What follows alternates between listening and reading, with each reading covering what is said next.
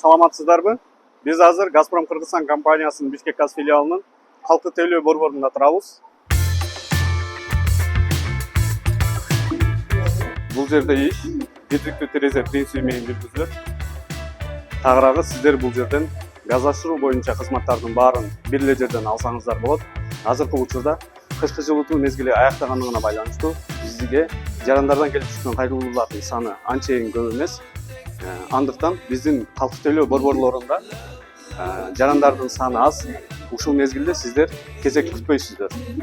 Эгерде сиздер үйүңүздөрдү газга коштурайын десеңиздер, же болбосо газ түтүктөрүн, газ эсептегичтерин жылдыруу же дагы ушул сыяктуу кызматтардан пайдаланууну кааласаңыздар, ушул күндөр, ушул мезгил сиздер үчүн аябай ыңгайлуу.